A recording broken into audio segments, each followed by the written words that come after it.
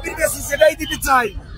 বাংলার মাটিতে আবার যারা দায়িত্বে আসবেন আপনারা দেখেন, আপনারা যদি বল প্রয়োগ করেন আপনাদের পরিণতি এটাই হবে।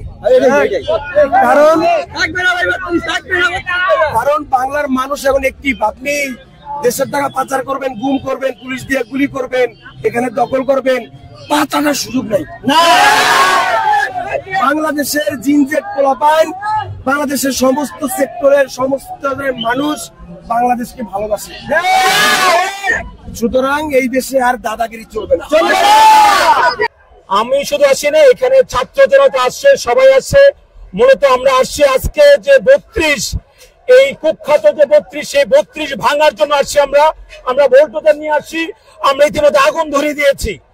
এই ফ্যাসিবাদের মহারানী যে শেখ হাসিনা যখনই মুখ খুলবে তখনই আগুন জ্বলবে তার গতিতে। যখনই সে মুখ খুলবে তখনই তার অস্তিত্বে আগুন জ্বলবে। যখনই সে মুখ খুলবে তখনই তার নাম নিশানা মুছে দেওয়ার জন্য এই ছাত্র জনতা সবসময় সোচ্চার আছে। এবং আজকে সেই জায়গা থেকেই আমরা এসেছি যে খুনি হাসিনা যে মুজিববাদকে আবারও জাগানোর চেষ্টা করেছে, আমরা তার প্রত্যুত্তর দিতে আজকে ধানমন্ডি 32-এ সমবেত হয়েছি। সেই বিকাল থেকে মার্চ টু 32 চলছে এবং এই মুহূর্তে আমরা 32-এ আছি এবং এই 32-কে আমরা পুরোপুরি নিশ্চিহ্ন করে দিতে এসেছি। আমরা এটা ভেঙে চুরে চুরমার করে দিয়েছি, গুড়িয়ে দিয়েছি এবং এখানে আমরা ধ্বংসস্তূপ তৈরি করছি। এই জন্য বলতে চাই, শেখ হাসিনা আপনি অনেক হুকুম দিয়েছেন আপনার তৎকালীন যে ফ্যাসিবাদের অন্যতম দূষর ছাত্রলীগকে। এই ছাত্রলীগকে যখনই আপনি নির্দেশ দিয়েছেন তখনই এদেশের সাধারণ মানুষের উপরে হামলা চালিয়েছে, এদেশের ভিন্ন মত দমন পীড়নের জন্য সর্বোচ্চ ভাবে চেষ্টা চালিয়েছে। আজকে আমরা জানান দিতে চাই, আজকের আপনার আর কোন এই দেশের কোন অবস্থান নাই। এখানে এই দেশে আপনার কোনো কথা কেউ শোনার মতো নেই। আপনি দেশ থেকে পলায়ন করেছেন, পালাতে বাধ্য হয়েছেন এই ছাত্র জনতার অভ্যুত্থানের মাধ্যমে। আপনি দেশ থেকে যে পালিয়েছেন এর মাধ্যমে যে অবস্থান হয়েছে আপনার, সেখানে আপনার নতুন কোন নির্দেশনা আর মানার মতো কেউ নেই। এবং ছাত্রলীগ, যুবলীগ সহ আওয়ামী লীগের যত দূষররা আছে তাদেরকেও জানান দিতে চাই, এই কাঁঠাল রানী, এই ফ্যাসিবাদের রানীর কথায় আর আপনারা কোন রকমের যদি এদেশে নাশকতা তৈরি করার চেষ্টা করেন, এই ছাত্র জনতা দাঁত ভাঙার জবাব দিবে বরাবরের মতো। হুঁশিয়ারি দিতে চাই। আর আপনার যে একটা অর্ডার দেন, একটা নির্দেশনা দেন, যে কোনো গুজব ছড়াতে চেষ্টা করেন, এই ছাত্র জনতা তা সবসময় প্রতিহত করবে। আপনার যখনই মুখ খুলবে তখনই আপনার ধ্বংস হবে। আপনার ধ্বংসবেশ সব শেষ করে এদেশের ছাত্র জনতা এই দেশকে নতুন করে আবার করবে ইনশাল্লাহ। এই দেশকে আমরা নতুন ভাবে সাজাবো। আমরা এই বাংলাদেশকে সোনার বাংলাদেশে রূপান্তরিত করবো ইনশাল্লাহ। ভারত থেকে আমরা কোনো নির্দেশনা অপেক্ষা নাই। আমাদের জন্য কথা হলো, এই দেশ আমাদের, বাংলাদেশ আমাদের, আমরা সবাই বাংলাদেশি। সব বাংলাদেশকে বিনির্মাণের জন্য এই তরুণ সমাজ আগেও যেমন সোচ্চার ছিল এখনো সোচ্চার আছে।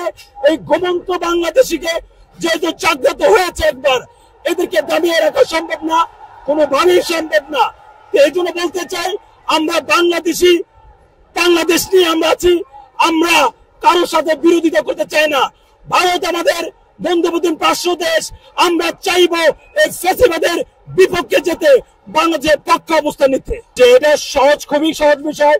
যেমন তারা এই যে আমাদের জুলাই আন্দোলনের মাধ্যমে দেশ যে স্বাধীন হয়েছে, নতুন করে আবার রিফর্ম করার চেষ্টা করছি, ঠিক 15 আগস্টে কিন্তু তারা একটা কর্মসূচি দেওয়ার চেষ্টা করেছিল। সেই 15 আগস্ট যখন কর্মসূচি দিয়েছে তখন আমরা সকল ছাত্র সংগঠনের নেতৃবৃন্দ ঐক্যবদ্ধভাবে জনমত গঠন করে একই আমরা কিন্তু সেই 15 আগস্টকে বাতিল ঘোষণা করেছি রাষ্ট্রীয়ভাবে। সেই ছুটিকে আমরা রাষ্ট্রীয়ভাবে কি বাতিল ঘোষণা করেছি। ঠিক একইভাবে আজকে যেমন একটি কর্মসূচি দিয়েছে, সেই কর্মসূচির পরিপ্রেক্ষিতে কিন্তু আজকে আমাদের কর্মসূচি, আমরা সেই ধানমন্ডিকে নিশ্চিহ্ন করতে এসেছি। এই জন্য বলতে চাই, শেখ হাসিনা আপনি রাজাকার বলে যখন একটি শব্দ বের করেছেন মুখ থেকে, তখন থেকে আপনার ধ্বংস শুরু হয়েছে। এবং এখন যখনই আপনি কোনো কর্মসূচি দিবেন, কোনো নির্দেশনা দিবেন, ঠিক একইভাবে আপনার গায়ে গিয়ে লাগবে সেটা। তো আমি বলবো, আপনি আর কোনো নির্দেশনা দিবেন না। আপনি দূরে থেকে দেশের আপনার যে দলীয় নেতা কর্মীদের ছিল তাদেরকে আর বিপদে ফেলবেন না। আপনারা যারা এই পলায়ন পালিত এই দূষর শেখ হাসিনার নির্দেশে যদি আপনারা কোনো একটা কর্মসূচি বাস্তবায়ন করতে চান, পরক্ষণে আপনারা আপনাদের নিজেদের বিপদ ডেকে আনছেন। আমরা চাই না আপনারা নতুন করে কোনো বিপদে পড়েন। আপনারা সেই শেখ হাসিনার কথা শুনবেন না, মানবেন না। এই দেশ পাল্টিয়েছে, মানুষের চিন্তা চেতনা পাল্টিয়েছে। তরুণরা নতুন বাংলাদেশ গড়তে চায়। নতুন বাংলাদেশ গড়তে হলে তরুণদের সাথে থাকতে হবে।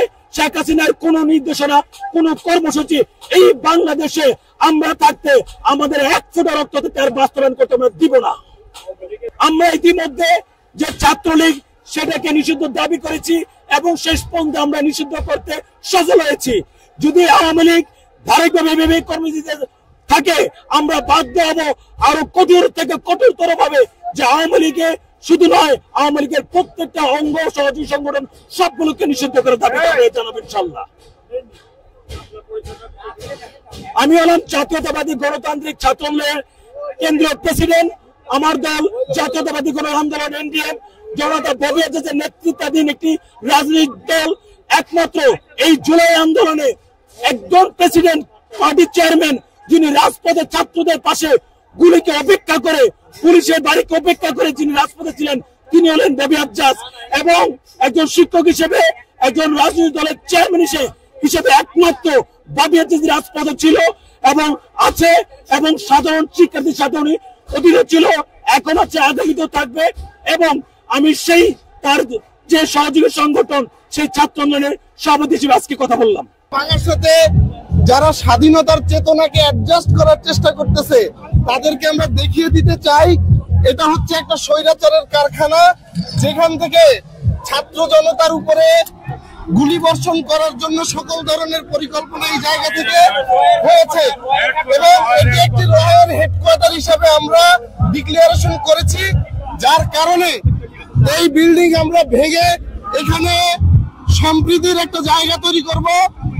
এটা একটা মিউজিয়াম হতে পারে, যেখানে আমাদের ছাত্র জনতার অভ্যুত্থান এবং বিগত 15 বছরে এই ফ্যাসিস্ট স্বৈরাচারের মাধ্যমে যারা নির্যাতিত হয়েছে, যারা হত্যা হয়েছে, তাদের একটা স্মৃতি ফলক হিসাবে এই বিল্ডিংটা থাকবে। আশা করি বড় কথা এই বিল্ডিংই থাকবে না, আজকের ভিতরে এই বিল্ডিং ঘুরিয়ে এখানে একটি মিউজিয়াম করা হোক, অথবা মানুষের আসা যাওয়ার জন্য একটা মসজিদ হোক, মন্দির হোক, যেটাই হোক।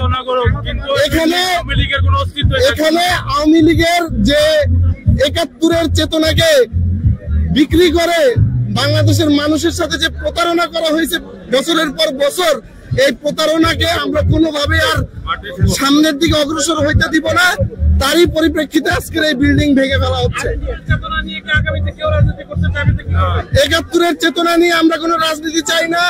71 আমাদের জন্য সম্মানের, বাংলাদেশের জন্য একটি সম্মানের। সেই জায়গা থেকে যারা 71-এ জীবন দিয়েছে আমরা তাদেরকে শ্রদ্ধা করে স্মরণ করব।